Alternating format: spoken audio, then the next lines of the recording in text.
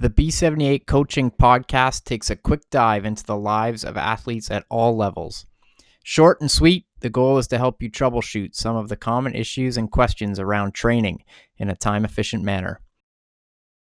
Hello, everybody. Welcome to the B78 Coaching Podcast. Super excited today to have Tessa McLoughlin on our show. She is a dynamo. She owns and runs an incredible business here in Victoria, BC called Quench Culture Club. And she is a very sporty individual.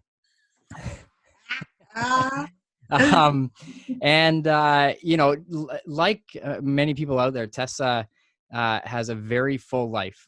She's got 2 kids that she's trying to help navigate through life, and she's got a thriving business that keeps her incredibly busy. But she also has athletic goals, and she came to us, several months ago with a couple of goals. Why don't you tell us about what your main goals and objectives were for this year? Well, so what happened was my good friend messaged me and she said she was going to sign up for this triathlon.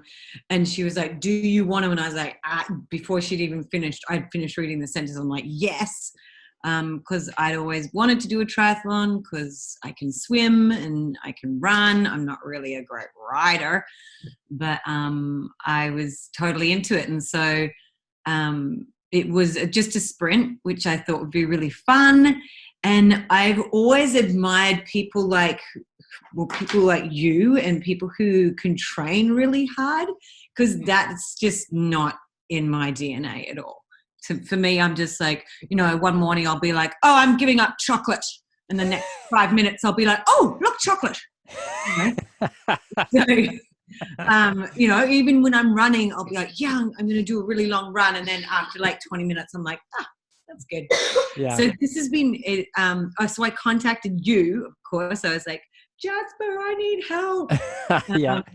Because I needed to figure out how your athletes get into that mindset of actually pushing yourself. Mm-hmm. That's just not me physically. Yeah, and I think, it's a couple of things. I think people have an end goal in mind that gets really motivating for them.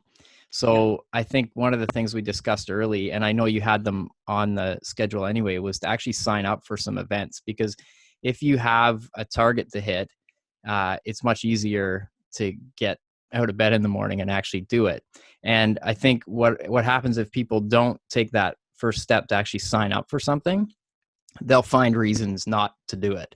But if you've kind of signed up, made your commitment, paid your money to this 5K event or triathlon or whatever, there's a little bit of fear that gets inside you. And that fear is kind of a good thing, right? Because it keeps you motivated. So have you found, like current world circumstances aside, which probably means you won't actually get to do your start lines. Yeah. Let's just pretend that the world is a normal place. Did you find? It is normal, but yeah. True. Yes. Different. But did you find that helped a little bit? Is knowing you had something on the horizon? Absolutely. And I know what helped me was you were like, well, what's your goal in this? And my goal was to enjoy it. Right. Right. That's all I wanted. I didn't care time. I don't care what my time is. Mm-hmm. I just want to do it and not have it suck. Yeah. And I think that's what's kept me going on your program, is that, you are making it varied, which is good for me because I get bored pretty quickly. Mm-hmm. And I know, okay, come on, Tessa, you got to do this run today. Otherwise, that run that you do in August is going to suck if you can't get better. Yeah. And, just back to the point of like, you mentioned that sometimes you jump into things, you get excited, and then you get bored and maybe you bail. And lots of people are like that. And I think one of the mistakes that they make, like a really common error, is to actually do too much too soon. And dieting's the same. Like we get really excited about an idea and then we're in with both feet. We last a week because it's just too unsustainable for our current level of fitness. And training is like that. Like you can overdo it in one session. And, I know lots of people who have gone down the road of CrossFit or triathlon or any event, really. They get super motivated, super hyped up, super excited. They jump in and, instead of gradually increasing their speed, they're like 0 to 100 miles an hour out of the gate. And then, of Yeah. course, a week later, they're either injured or fried or tired, and it just feels awful. Well, So, it's like yeah. when you gave me that first training and you were like, and you said, okay, we'll go for, what was it, a 5-minute run and a 4-minute walk, then a 5-minute run. And I was just like, what do you think I am? Yeah. Like, Yeah. I can run for longer than 5 minutes, Jasper. Yeah, exactly. Yeah, I remember you were really annoyed with me because I you thought was. I had totally underestimated you, Yeah. which at the time I would. Well, you know what, like I just looked at what you had done in the past, which Yeah. in the last few months you hadn't done much, but I think it was a great learning experience for you because it wasn't that I thought less of you. It's not that I thought that you were weak or not sporty. I just love throwing that out at you all I'm the so time. sporty. No, it was everything to do with just being smart with the progression. And Yeah. if you're smart with the progression, if you're really gentle at the start, your body actually has time to have some training load, like have some training stress, and then recover. And you get a little bit stronger, very progressively. And before you know it, I think, was it last weekend you did a full hour of running? And it's been a long time. I've done it like 3 times now. Yeah, that's right. And feels pretty good. Hey, like not too bad. I must say, I don't run for the entire hour. I probably like after, 25 minutes, I do a walk for a minute Mm-hmm. and then I start up again. Yeah. But the fact that I start up again is pretty impressive for me. Yeah, totally. And That how, makes me seeing the chocolate. yeah. Well, the beauty is that you can eat more chocolate. Yeah. Or you can feel a little less guilty about eating chocolate. Yeah. You know what I have noticed with those hour runs, and that's what I love with having you guys is like training me along the way, like having someone who's got me accountable, and two, who kind of has my back in terms of like, like after those hour runs, I'm like, geez, my hips are really hurting. Mm-hmm.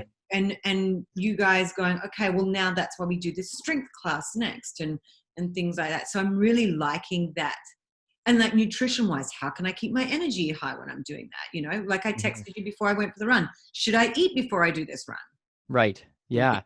Yeah. Well, that's awesome. Like I think you're just sort of learning the basics of what can what can sustain you. So if we go back to again, like sometimes you're in with both feet with something and then you're out very quickly.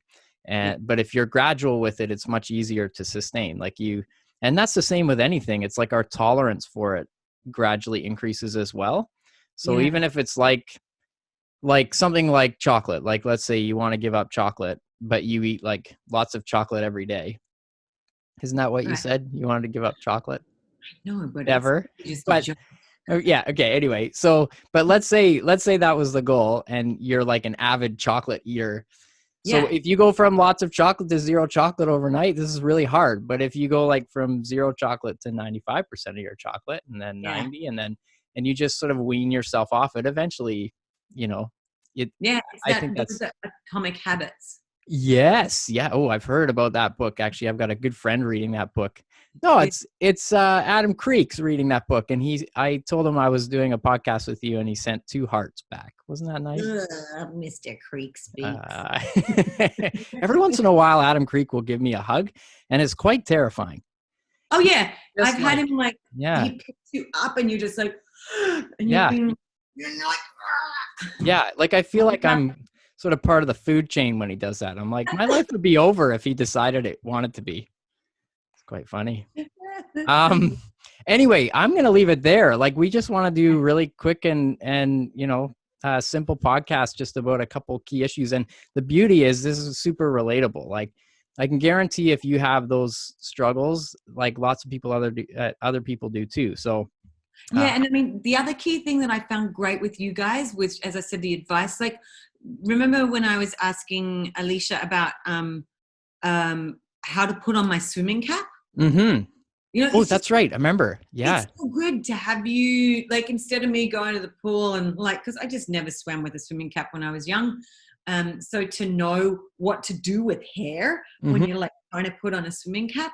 Hmm. Anyway, that's what I really love about the the about engaging a coach and you guys in this. Yeah, totally. And I mean, that's not something necessarily that I could have helped you with, unfortunately. So I'm glad Alicia was there. I sort of would have felt a Definitely. bit useless. I can put on a swim cap, but it's much easier for me. Can you put it on with one hand? No, is that a thing? I don't know. We should try it. I think we should have a podcast dedicated to putting a swim cap on with one hand. Have you ever seen, I'll leave it with this. Have you ever seen the one where they fill up a swim cap in reverse? So they turn it inside out and they fill it up with water. And then you literally drop it on your head. And if you get it just right, the water pressure will squish it down and put it on your head. Oh, when the pool's open, that's me. You got to try it. You need a partner in crime though, because Yeah. it gets quite heavy. I've got And two little people who will help me and have sweet. been so quiet during this. Tessa, thank you. This has been awesome. Always great to see your face and connect. And I'll let you know when it's up. Awesome. Okay. Bye. Bye.